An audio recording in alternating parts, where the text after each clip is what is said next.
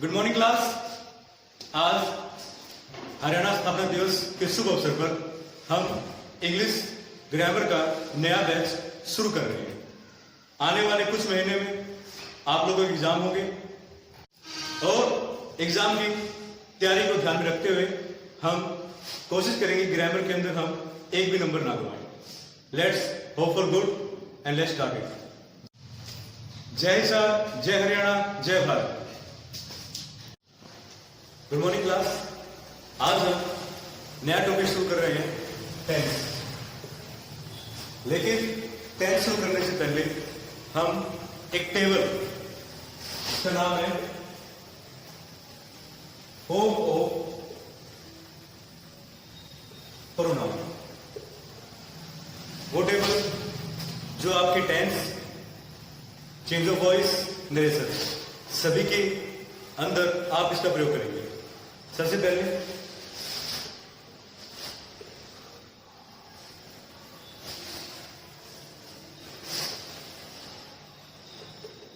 Nominative case, possessive case और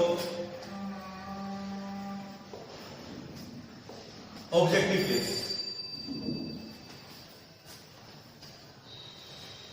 nominative case मतलब हिंदी में इसको बोलते हैं कर्ता कारक। पॉजिटिव केस यानी कि संबंध कारक और ऑब्जेक्टिव केस अर्थात कर्म कारक। क्लियर? नॉमिनेटिव केस के अंदर हम आ जाते हैं I, we, you, he, she, it, they. Positive case में आई के लिए यूज करते हैं माई और माइंड। बी के लिए आवर, आवर्स। यू के लिए your, yours, his, her, hers, its, their, theirs. Objective case में me, us, you, him, him, her, it का इट रहेगा और आगे देम। क्लियर है? पहले दो जो हमारे नॉमिनेटिव केस है इनको हम बोलते हैं फर्स्ट पर्सन। क्लियर? यू हमारा होता है सेकंड पर्सन और बाकी जो हमारे चार हैं इसको हम बोलते हैं थर्ड पर्सन। ये पहले दो फर्स्ट पर्सन क्यों होते हैं? पर्सन यानी कि वक्ता। जब भी हम कोई बातचीत करते हैं, कम्युनिकेशन करते हैं, तो हमें दो व्यक्ति की आवश्यकता होती है, एक बोलने वाला और एक सुनने वाला। जो बोलने वाला होता है वो होता है हमारा फर्स्ट पर्सन रस स्पीकर, और जो दूसरा सुनने वाला है वो होता है हमारा लिसनर। थर्ड पर्सन इसके बारे में हम बातें करते हैं, वो चाहे लिविंग है, नॉन लिविंग है, चाहे कुछ भी है। ठीक है? ये हम लोग के सभी होते हैं। अब ये टेबल आप जब चेंज ऑफ वॉइस करेंगे, नरेशन करेंगे और टेंसेस करेंगे, सभी के लिए आपकी काफी इंपॉर्टेंस होती है। अब हमारे टॉपिक में डिस्कस करते हैं टेंस के बारे में। टेंस, टेंस हमारा एक ग्रामेटिकल कॉन्सेप्ट है। टेंस और टाइम। टेंस से हमें किसका भाव होता है, किसका पता चलता है, टाइम के बारे में पता चलता है। अगर टेंस और टाइम एक चीज है तो हम ये क्यों नहीं बोलते कि हम टाइम के बारे में पढ़ रहे हैं? हम क्यों कहते हैं कि हम टेंस के बारे में पढ़ रहे हैं? टेंस और टाइम एक है या अलग है, इसके बारे में देखते हैं। ये देखिए, सबसे पहले टेंस वर्ड कहां से आया? टेंस वर्ड आया लेटिन भाषा के टेम्पस वर्ड से, इसका मीनिंग है टाइम। टेंस लैटिन भाषा के टेम्पस वर्ड से आया, इसका मीनिंग क्या है? टाइम। टेंस हमारा एक ग्रामेटिकल कॉन्सेप्ट है, जबकि टाइम हमारा नेचुरल कॉन्सेप्ट है। कैसे? Let's find out. टाइम जो बीत गया वो बीत गया, जो आएगा वो आएगा, हम उसको रोक नहीं सकते। आज सुबह उदय हुआ, वो छिप जाएगा, कल फिर उदय होगा। इसके लिए हम क्या करेंगे? प्रेजेंट को प्रेजेंट रखेंगे, पास्ट को पास्ट रखेंगे और फ्यूचर को फ्यूचर रखेंगे। लेकिन टेंस के अंदर हम फ्यूचर टेंस के लिए भी प्रेजेंट टेंस का प्रयोग कर सकते हैं। हम करते भी हैं, जैसे कि my brother is coming on Diwali. Diwali अभी आई नहीं है, आने वाली है 4 या 5 दिन बाद। लेकिन हम यहाँ पे क्या यूज कर रहे हैं? टेंस कौन सा यूज कर रहे हैं? Present continuous. क्लियर? बात फ्यूचर की है, ये हमारा क्या है? फ्यूचर। लेकिन टेंस का कौन सा यूज कर रहे हैं यहां पर? Present continuous. क्लियर है कि टेंस और टाइम दोनों अलग अलग कॉन्सेप्ट है। टेंस हमारा ग्रामेटिकल कॉन्सेप्ट समझने के लिए, और टाइम हमारा नेचुरल कॉन्सेप्ट, जिसको हम कभी मिक्सअप नहीं कर सकते। इसलिए हम क्या यूज करते हैं कि ग्रामर के अनुसार हम टाइम में टेंस करते हैं। सबसे पहले बात करते हैं डेफिनेशन ऑफ टेंस। टेंस की डेफिनेशन क्या बनती है? Tense is that form of verb. Form of verb यानी क्रिया का रूप, विषय जो दर्शाता है नेगेटिव समय को, किसी क्रिया के समय को, but also state of action और इवेंट, यानी कि किसी क्रिया की स्थिति के बारे में कि वह पूर्ण है, अपूर्ण है या चल रही है। ठीक है? अब इसके बाद आते हैं टाइप ऑफ टेंस।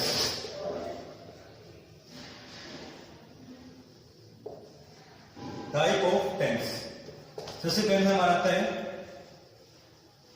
प्रेजेंट, फिर आता है हमारा पास्ट और फिर फ्यूचर। आप जानते हैं प्रेजेंट आगे इसके हम 4 पार्ट के बारे में पढ़ेंगे, फिर वही पास्ट के 4 पार्ट के बारे में, फिर फ्यूचर के 4 पार्ट के बारे में।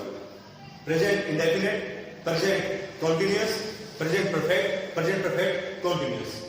Same as past indefinite, past continuous, past perfect, past perfect continuous. Same as future indefinite, future continuous, future perfect, future perfect continuous. सबसे पहले डिस्कस करते हैं हम प्रेजेंट इंडेफिनिट के बारे में।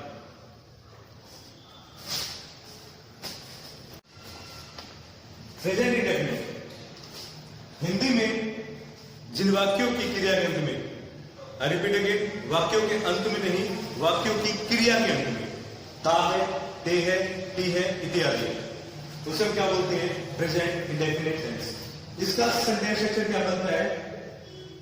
सिंपल सेंटेंस के लिए सब्जेक्ट, वर्ब की फर्स्ट फॉर्म एस या ईएस, प्लस में ऑब्जेक्ट। सिंपल के अंदर हम यूज करते हैं सेंटेंस स्ट्रक्चर सब्जेक्ट, वर्ब की फर्स्ट फॉर्म और ऑब्जेक्ट। 2 सेंटेंस स्ट्रक्चर सिंपल के हमें यूज करना पड़ता है। कैसे? जैसे कि I go to school, she goes to school. यहां पर मैं ये सेंटेंस स्ट्रक्चर यूज कर रहा हूं, जबकि इसके लिए मैं ये सेंटेंस स्ट्रक्चर यूज कर रहा हूं। सब्जेक्ट, वर्ब की फर्स्ट फॉर्म और ऑब्जेक्ट। यहां पर सब्जेक्ट है, वर्ब की फर्स्ट फॉर्म प्लस में एस या एस और फिर हमारा ऑब्जेक्ट। ऐसा क्यों? सबसे पहले हमें दो सेंटेंस की आवश्यकता क्यों पड़ती है, इसके बारे में बात करते हैं। किसी भी सब्जेक्ट के साथ, सब्जेक्ट वर्ब के साथ हम ऐसे एस क्यों लगाते हैं? देखिए, सब्जेक्ट अगर हमारा दो कंडीशन पूरी करता है, क्या कंडीशन है हमारी वो? सबसे पहले सिंगुलर नंबर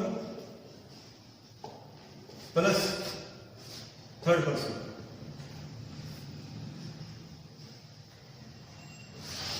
क्लियर? तो हम क्या लगाएंगे फर्स्ट कॉम्प्लेक्स में एस या टीएस।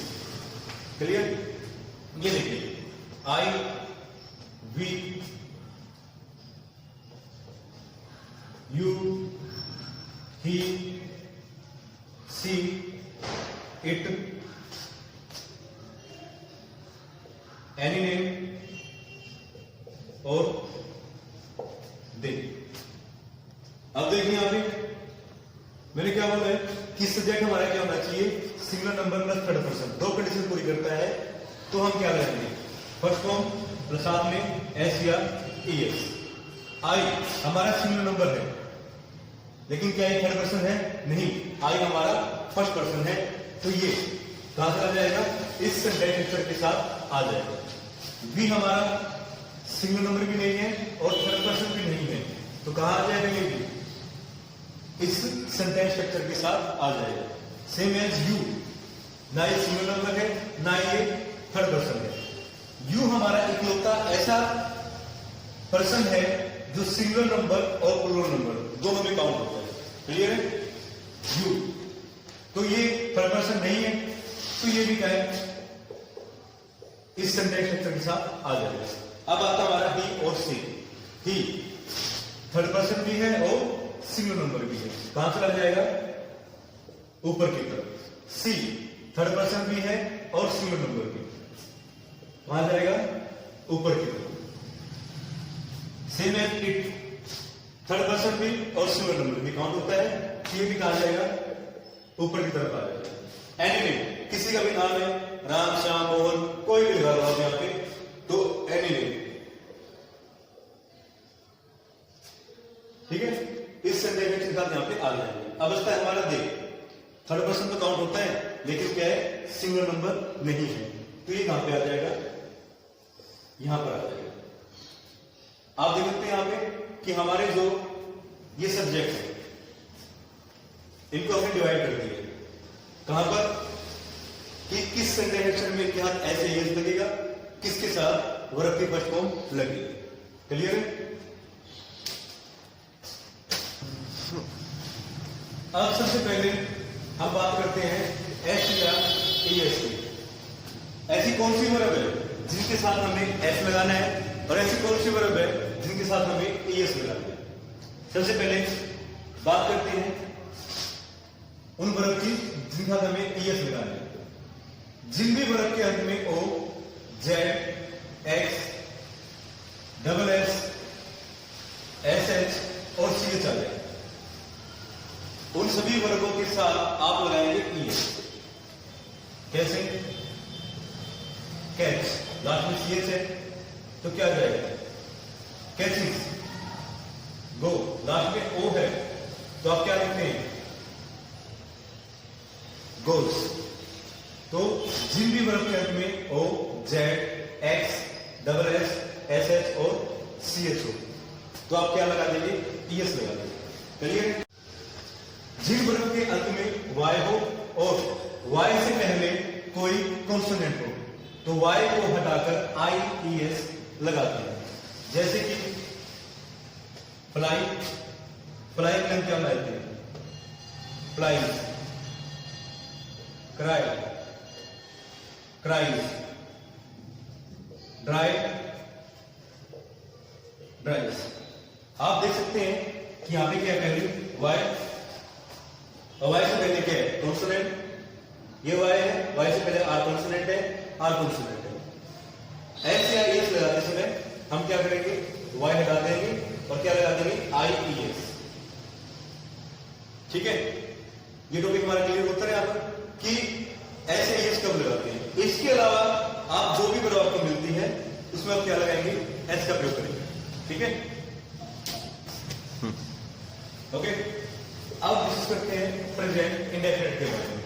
जैसे कि आप जानते हैं कि प्रेजेंट इंडेफिनिट के 4 पार्ट होते हैं, simple, negative, interrogative, interrogative plus negative. Simple subject, verb की फर्स्ट फॉर्म, एस, ऑब्जेक्ट। ये है सिंटैक्स स्ट्रक्चर, हम किसके साथ यूज करेंगे, ही, सी, इट, एनीथिंग के साथ। सेम है सब्जेक्ट, वर्ब, ऑब्जेक्ट। ये सिंटैक्स स्ट्रक्चर यूज करेंगे हम आई, वी, यू, दे और प्लूरल नंबर के साथ। जैसे कि आपको बता चुका हूं ऑलरेडी, दे प्ले क्रिकेट, यानी कि दे किस हमारे इस सिंटैक्स स्ट्रक्चर के साथ आता है, इसके साथ हम क्या लगा रहे हैं यहाँ पे, दे प्ले क्रिकेट। यहाँ पे हमने कोई ऐसे एस नहीं लगाया है। आगे ही प्लेज हॉकी। अभी देखिए यहाँ पर आप एस देख रहे हैं, किसके साथ, प्ले के साथ। यहाँ पे खाली हम क्या यूज कर रहे हैं, प्ले यूज कर रहे हैं, हमने एस नहीं लगाया, हमने किसके साथ लगाया, ही के साथ। ही आने का हमने क्या लगा दिया, ही प्लेज हॉकी, क्योंकि ये हमारा सिंगल नंबर और थर्ड पर्सन दोनों काम होता है। आगे आता है नेगेटिव। नेगेटिव में हमारा सेंटेंस स्ट्रक्चर क्या बनेगा, सब्जेक्ट, डूडल्स, नोट, वर्ब की फर्स्ट फॉर्म और object. I do not take tea, मैं चाय नहीं पीता। ये देखिए सेम, अगर आई, वी, यू, दे और प्लूरल नंबर है तो हम क्या लगाएंगे, डू का प्रयोग करेंगे। किसका प्रयोग करेंगे, डू का प्रयोग। अगर हमारा सब्जेक्ट क्या है, ही, सी, इट, एनीथिंग है तो हम क्या लगाएंगे, डज।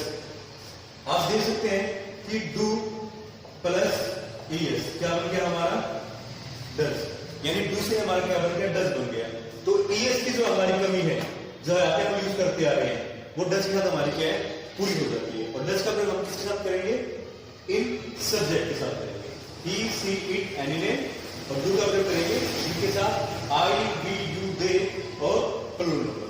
क्लियर है, I do not take tea, he does, he doesn't, he does not take tea, वह चाय नहीं पीता है। आगे आता है हमारा इंटरोगेटिव, यानी कि प्रश्नवाचक वाक्य। डूडल्स सबसे पहले हेल्पिंग वर्ब के रूप में हम यूज करेंगे यहाँ पे डूडल्स का। फिर आता है हमारा सब्जेक्ट, वर्ब के फर्स्ट फॉर्म और ऑब्जेक्ट। लास्ट है हमारा question mark. Do you go for walk, क्या तुम सैर पर जाते हो। आगे हमारा जाएगा does Ram go for walk, क्या राम सैर पर जाता है। लास्ट है हमारा interrogative plus negative. Do does subject, note, verb की फर्स्ट फॉर्म, ऑब्जेक्ट, लास्ट में हमारा क्वेश्चन मार्क। जैसे कि आप देख रहे हैं, do you read newspaper, sorry यहाँ पे नोट आएगा, do you not read newspaper, क्या तुम न्यूज़पेपर नहीं पढ़ते। Does she not read newspaper. Clear है, यानी कि आप पर्सन के साथ लगाते हैं यहाँ पे नकारात्मक वाक्य। इस चीज को आप, इस पैटर्न को आप ऐसे लिख सकते हैं, don't you read newspaper, doesn't she read newspaper. ये हमारा स्ट्रक्चर का पार्ट कंप्लीट होता है। अब ओके स्टूडेंट्स, आज हमने डिस्कस किया प्रेजेंट टेंस के बारे में। प्रेजेंट टेंस ऐसे इसके ऊपर हमें कहां करना चाहिए, किस सब्जेक्ट के साथ करना चाहिए, किस वर्ब के अंत में हमें ईएस लगाना है, किस वर्ब के अंत में हमें आईएस लगाना है और किस वर्ब से पहले हमें एस लगाना है। क्लियर है। और नेक्स्ट वीडियो में हम पढ़ेंगे use of present indefinite tense. Thank you.